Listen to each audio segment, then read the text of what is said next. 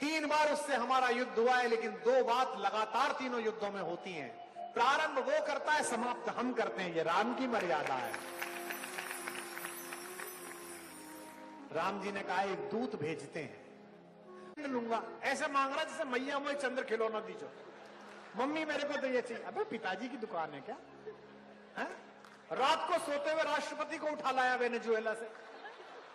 वो बेचारा सो रहा था अपनी संवैधानिक पत्नी की बगल में है?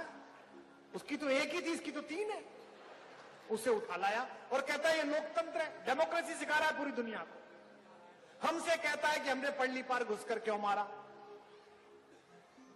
अब वो दिन हवा हुए जब इधर आकर लोग विस्फोट कर जाते थे और हम यूनाइटेड नेशंस में सबूत देते रहते थे, भारत में घुसकर आतंक मचाओगे तो चाहे भारत में हो चाहे किसी देश में छुप जाओ, चूहे को वहीं ढूंढकर मारेंगे। ये नए भारत का संकल्प है। हमसे भी लोग कहते हैं भाई साहब आप ये हो सकते हो। अरे भैया बड़ी कृपा हुई, भला हुआ मेरी गगरी फूटी में पनिया बरन से छूटी। जहां थे वहीं रहते तो ये थोड़ी कर रहे होते, बिहार में बैठ के हिसाब दे रहे होते। एडवर्सिटी आए, विपदा आए तो समझ लेना ईश्वर किसी बड़ी योजना के लिए तैयार कर रहा है। राम हर युग में है। कैसे लोग हैं? दक्षिण में एक आदमी कहता था कि राम हुए नहीं, आजकल उसका पोता कहता है कि राम नहीं हुए, जबकि उसका खुद का ही नाम राम का पर्यायवाची था, करुणानिधि। ये राम का नाम है करुणानिधि, और पोता कह रहा है कि राम जी नहीं हुए। मैंने कहा अच्छा, दादाजी हो गए और राम जी नहीं हुए। वाह बेटे, राम हर युग में है, राम हर पल में है। राम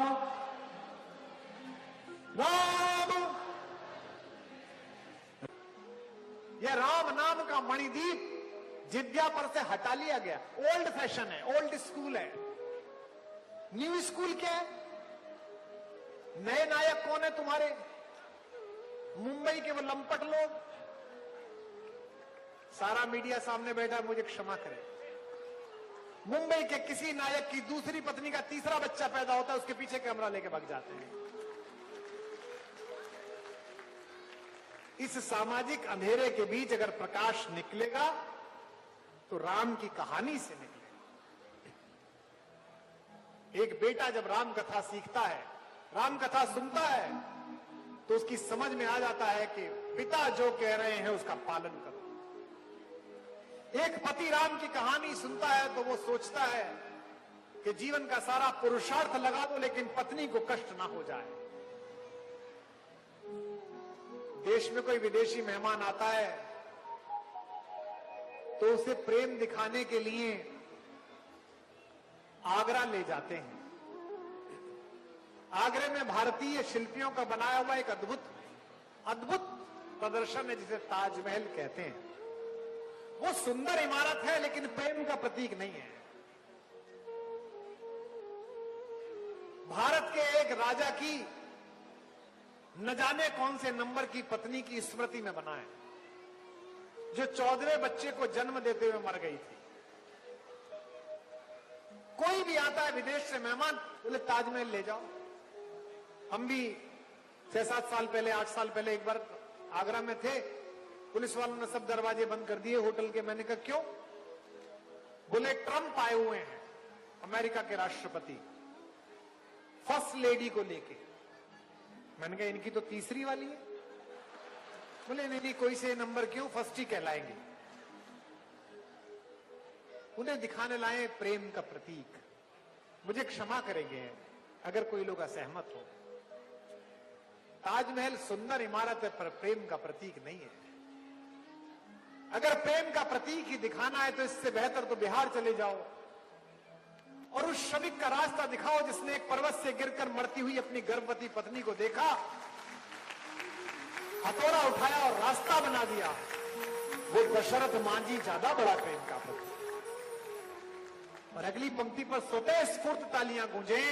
अगर प्रेम का ही प्रतीक दिखाना है तो दक्षिण चले जाओ और धनुष कोटि में हेलीकॉप्टर में बिठाकर समुद्र में पड़े हुए उन पत्थरों का समूह दिखाओ जिस पर चलकर एक प्रेमी अपनी पत्नी को लेने के लिए गया। इस मंदिर का भव्य विस्तार भी अभी 4 दिन पहले देख कर आया हूं।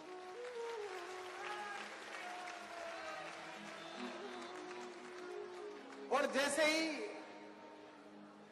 आदरणीय चंपत जी ने माइक पर बोला कि भगवान के माथे पर जो टीका है ये बंबई के हीरा व्यापारियों ने भेजा है, इसमें 400 करोड़ के हीरे लगे हैं। इनके गले में जो हार है यह सूरत के हीरा व्यापारियों ने भेजा है, इसमें 300 करोड़ के हीरे हैं। भगवान के 7 द्वार पर 600 टन सोना चढ़ा हुआ है। तो मैं रोने भी लगा और हंसने भी लगा। मेरे एक मित्र यहां आज आए थे, मनोज जोशी, चाणक्य वाले। वो मेरी बगल में खड़े थे, उन्होंने मुझे गले लगा लिया, बोले हंस भी रहे हो रो भी रहे हो, क्यों? मैंने कहा मैं रो तो इसलिए रहा हूं कि भगवान बड़े सुदर्शन है, और हंस इसलिए रहा हूं कि 500 वर्ष पूर्व बगदाद से ऊंट की पीठ पर बैठकर आए जिन जाहिलों ने इन मंदिरों को इसलिए तोड़ा था कि किसी ने कहा था कि इनके घर में बड़े हीरे हैं, बड़ा सोना है, लूट के ले जाओ तुम अमीर हो जाओगे। समय की मार देखिए कि मेरे राघव के माथे पर 400 करोड़ का टीका है और लुटेरों के हाथ में आज भी कटोरा है, तो आज भी भीख मांग रहे हैं।